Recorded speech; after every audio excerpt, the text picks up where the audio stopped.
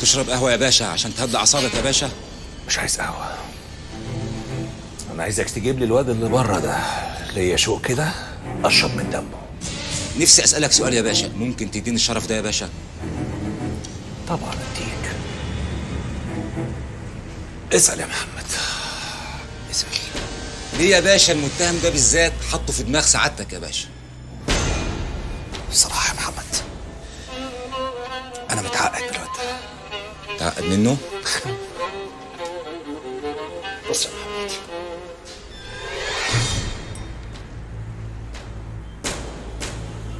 هو ده السبب الرئيسي يا محمد. ما عنديش ولا شعراية في صدري. أنا أجرودي. أنا إيه؟ أجرودي. اخلص يا محمد، أنا بس اللي أقول أجرودي. حاضر يا باشا. بسرعة هات الواد اللي بره ده. ثواني بسرعة. ثواني يا باشا.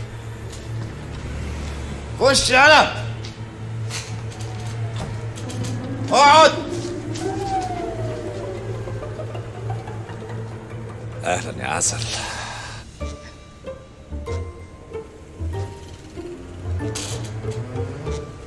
منور. تشك. هات لي عيال الطلبة اللي بره بسرعة. أمرك يا باشا.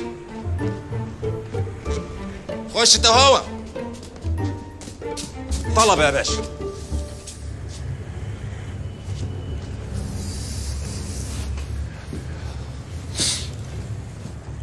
أي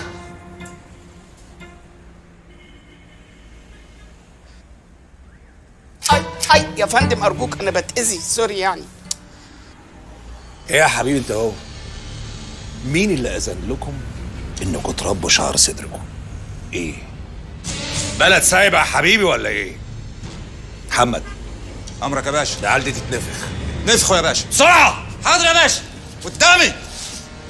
وأنت راجع هات لي مكوة الشعر معاك يا محمد. لا أرجوك يا فندم أتوسل إليك، إلا مكوة الشعر. أنا ممكن أنتف شعر صدري قدام حضرتك شعراية، بس المكوة لا.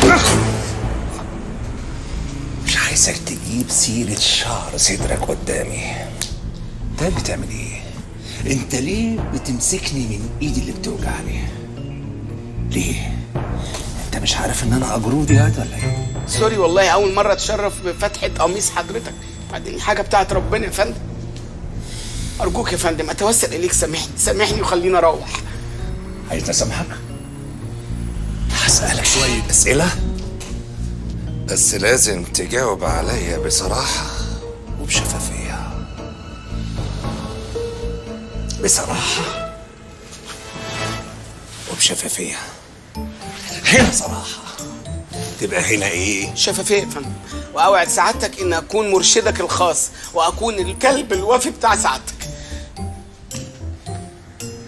قول لي يا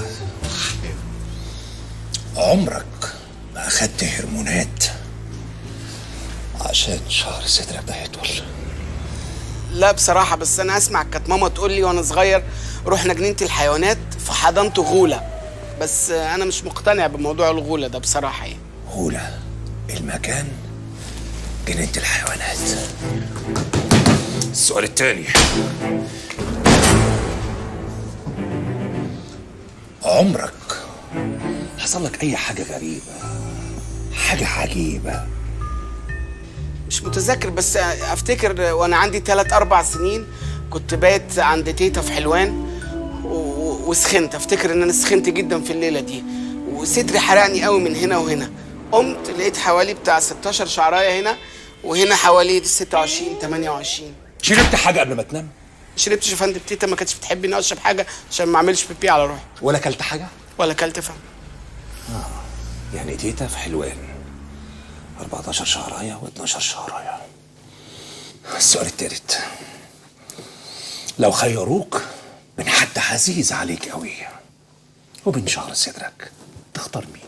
اخص عليك يا فندم، شعر صدري طبعا، ده هو اللي فيه الشغل كله حضرتك. وبتقولها تاني، بتقولها تاني، قلت لك 100 مرة أنا أجرودي يا محمد.